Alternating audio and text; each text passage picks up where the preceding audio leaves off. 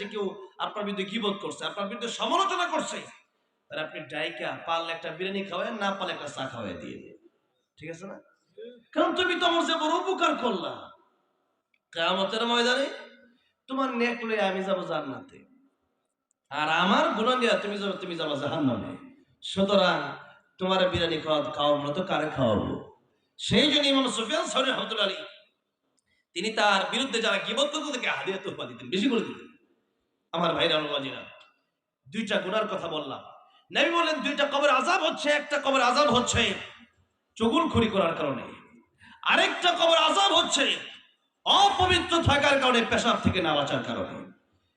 এই দুই কবরে যে দুই ব্যক্তি আছে, দুইজনের দুইটা গুনাহ, এই দুইটা গুনার কারণে তাদের কবরের সবচেয়ে ভয়ঙ্কর আযাব হচ্ছে এই দুইটা গুনাহ। আল্লাহর নবী বলছেন আবার যে মানুষ এটাকে হালকা মনে করে, কিন্তু এটা বড় মারাত্মক লেভেলের গুনাহ।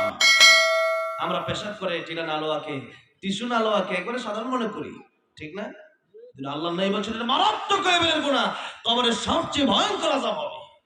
চুগলখড়ি, মনে করেন যে অমুকের বিরুদ্ধে লোকটা সন্তুষ্টি কামটা কি করছে, এরকম কথাবার্তা আমরা সকাল সন্ধ্যা আমরা যতবার ভাত খাই, যতগুলো লোকমা ভাত খাই, তার চেয়ে বেশি আমরা গীবত করি।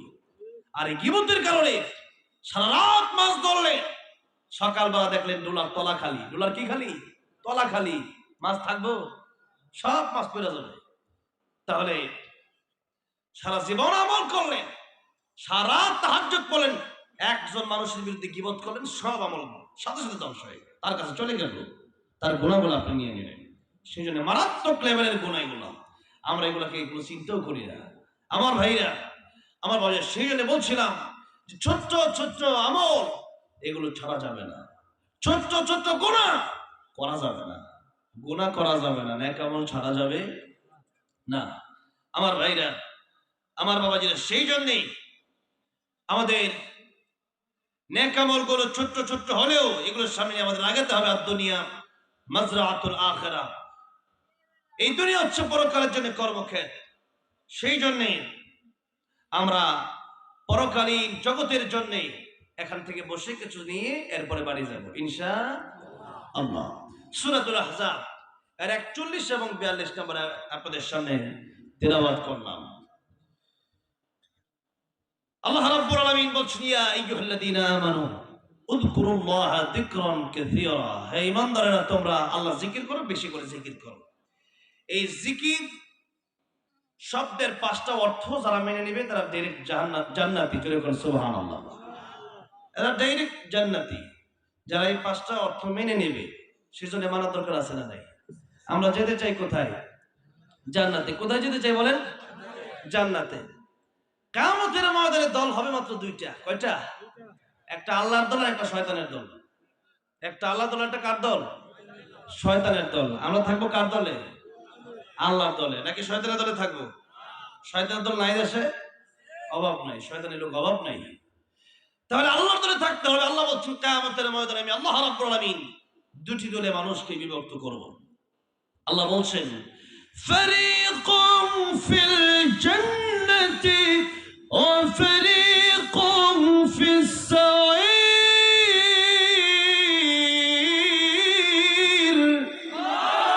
একটা হবে জান্নাতি দল, আরেকটা হবে জাহান্নামী দল। আমরা যেতে চাই কোথায়? জান্নাতে যেতে চাই, ঠিক না? এই 2টা দল হয়ে যাবে। আল্লাহ বলছেন কিয়ামতের ময়দানে 2 দল ছাড়া কোনো দলই হবে না। আরেকটা দল হবে যাদেরকে আল্লাহ আরাফে রাখবেন, যাদের নেক আমল আর বদ আমল সমান সমান হয়ে যাবে। অতঃপর এই আরাফে যারা থাকবে এদেরকে আল্লাহ রাব্বুল আমিন জান্নাতের মেহমান বানাবেন, জোরে করে সুবহানাল্লাহ। কিন্তু এই 2 দল ছাড়া কোনো দল হবে না। এখন আপনাদেরকে আমি বললাম যে এই কাজ করলে আপনি জান্নাতে যেতে পারবেন, এই কাজ করলে আপনাকে জাহান্নামে যাওয়া লাগবে। আপনি বললেন জাহান্নামে গেলে তো কি হয়েছে, এটা বলা লাগবে, এটা অন্তর দিয়ে আপনি মনে করে নিলেন। এই যতটুকু মনে করলেন কি হয়েছে। আচ্ছা বলেন, জাহান্নামের আগুনে যদি আপনি পুড়েন তাহলে কি আমার ক্ষতি হবে না আপনার নিজের ক্ষতি হবে? আপনাকে বলে দিলাম যে ভাই এখানে 2টা রাস্তা আছে, একটা জান্নাতের রাস্তা, একটা জাহান্নামের রাস্তা। আপনি জান্নাতের এই দিক দিয়ে গেলে, মানে আপনাকে বলে দিলাম যে 2টা রাস্তা আছে, একটা রাস্তা ভালো, একটা রাস্তা মন্দ। এই রাস্তা দিয়ে গেলে রোডটা ভালো হবে, আপনি যেতে পারবেন সহজে। আর বামে দিয়ে গেলে এই রুটটিতে ডাকাতি হওয়ার সম্ভাবনা আছে। আর আপনি যখন যাচ্ছেন, আপনি চিন্তা করলেন যে আমি বাম দিয়েই যাব, তার কথা শুনলেই কি না শুনলেই কি, এই কথা আপনি চিন্তা করে বাম দিয়ে হাঁটছেন। এবার আপনাকে ডাকাতে এসে ধরে আপনার মোবাইল, আপনার মানি ব্যাগ, আপনার টাকা পয়সা সব নিয়ে গেল। এখন যে ব্যক্তি সতর্ক করলো, তার ক্ষতি হলো না আপনার নিজের ক্ষতি হলো? নিজের ক্ষতি হলো। সুতরাং এই নিজের ক্ষতিটা যারা করে, জানার পরেও যারা ক্ষতির দিকে আগায়, যারা ক্ষতির দিকে হাঁটে, তারা কি বুদ্ধিমান না বেকুফ? বেকুফ। এই জন্য বুদ্ধিমান তারা যারা ডান দিকে হাঁটবে, সোজা পথে হাঁটবে, যে পথে হাঁটলে পুরো ডাকাতি হবে না, রাস্তা ভালো, ওই পথে হাঁটবে। এখন আপনাকে বলে দেওয়ার পরেও যদি আপনি জানেন না, এটা আপনার ব্যর্থতা। আপনাকে আমি বলবো যে জান্নাতে এই পথে যাবেন, জাহান্নামে এই পথে যেতে হবে, আপনি মানলেন না, না মানার কারণে কিন্তু আপনাকে আবার প্রশ্ন করা হবে। কি করা হবে? প্রশ্ন করা হবে। জাহান্নামে যাওয়ার পরে সূরা মুলকে আল্লাহ বলছেন তখন জাহান্নামীদেরকে প্রশ্ন করা হবে, সাআলাহুম খাযানাতুহা আলাম ইয়াতিকুম নাযীর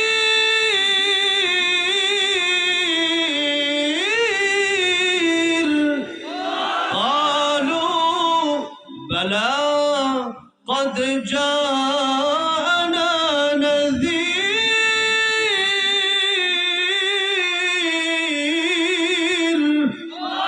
জিজ্ঞাসা করা হবে তোমার কাছে কি ভীতি প্রদর্শনকারীরা যায় না? তোমাদের এলাকায় কি তাফসীরুল কোরআন মাহফিল হয় না? তোমাদেরকে কি খতিব সাহেবরা জান্নাতের রাস্তাটা দেখায় দেয় না? কালু, তারা বলবে বালা, হ্যাঁ, কদ জাআনা নাযীর, ভীতি প্রদর্শনকারীরা আসছিল, এরপর আমাদেরকে দাওয়াত দিয়েছিল, আমাদেরকে কোরআনের কথাগুলো বলেছিল, ফাকাদ্দাবনা, আমরা অস্বীকার করেছিলাম যে মোল্লার কথা এটা শুনলেই কি আর না শুনলেই কি, এই ভেবে আমরা অস্বীকার করেছিলাম। একটু পরে আল্লাহ বলছেন তখন তারা আফসোস করে বলবে, তারা আফসোস করে সূরা মুলকের প্রথম পৃষ্ঠার একেবারে শেষ লাইনে আল্লাহ বলছেন তখন মানুষ আফসোস করবে আর বলবে, وقالوا لو كنا نسمع أو نعقل ما كنا في أصحاب السعير।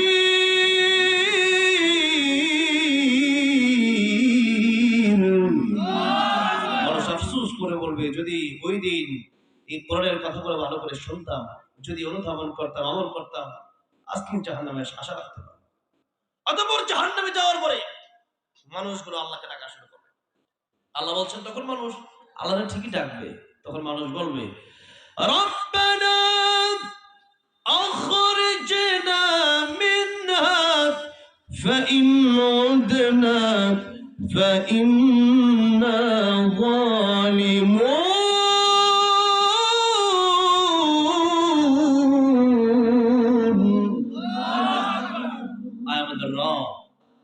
আপনি আমাদেরকে জাহান্নাম থেকে একটু বের করে দেন, আমরা আর জালেম হব না, নামাজ ছাড়বো না, আমরা সুদ ঘুষ খাবো না, মিথ্যা বলবো না, গীবত করবো না, আমরা আল্লাহ আপনার পথে চলবো।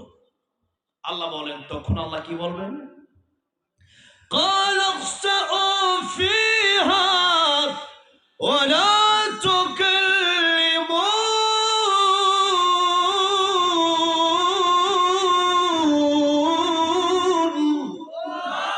তখন আল্লাহ বলবেন, قال اخسئوا فيها, আল্লাহ তখন বলবেন জাহান্নামে লাঞ্ছিত অবস্থায় পড়ে থাক, ওয়ালা তুকাল্লিমু, আমি আল্লাহর সাথে কোনো কথা বলবি না।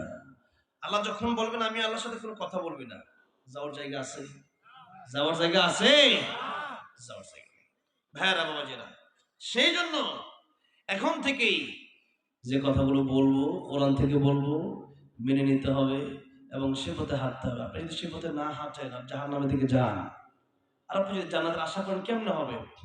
আপনি যাচ্ছেন রংপুরের রাস্তায়, আপনি রংপুরের রাস্তা দিয়ে যাওয়ার পর আপনি চিন্তা করেন আমি ঢাকা যাব, আপনার ভিতরে আসলে আমি ঢাকা যাব ঢাকা যাব ঢাকা যাব জপলেন আর আশা করে বসে থাকলেন, আর হাঁটছেন শুধু সে রংপুরের দিকে, সারা রাত ঢাকা যাওয়া সম্ভব? আপনি